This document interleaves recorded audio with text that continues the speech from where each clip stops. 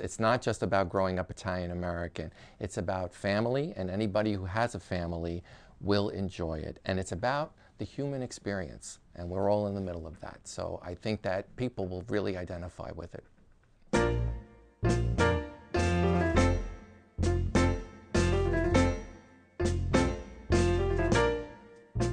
Ciao, my name is Frank Ingrasciotta, and I am happy to be here on Italy today. I had a lot of stories growing up that I would tell my friends, and as I got older, I started to meet a lot of friends that weren't Italian. They would say to me, Frank, they're so colorful and interesting, why don't you do something with them?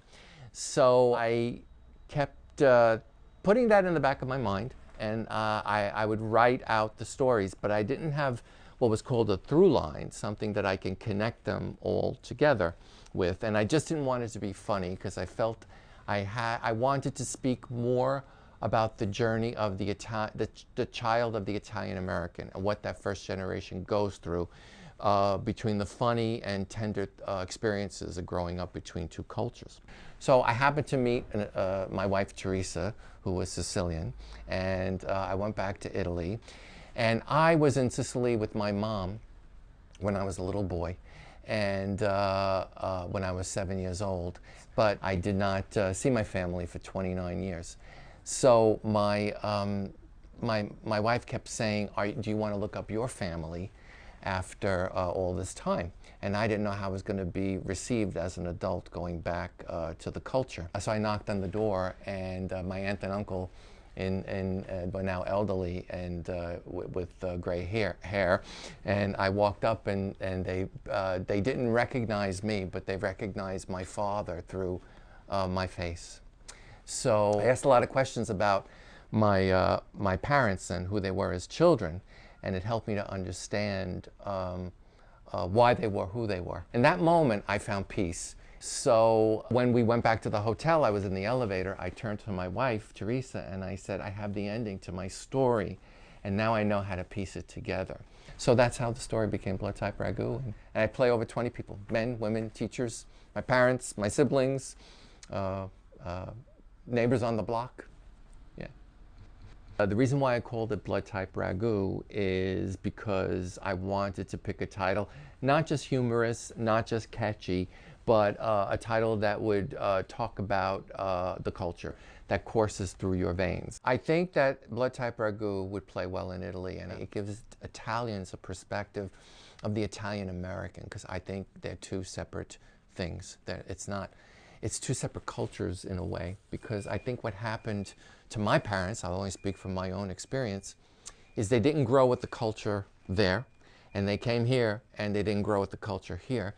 They stayed insulated and they stayed frozen. There are so many stories out there that I feel depict Italian Americans in a way that is one-dimensional.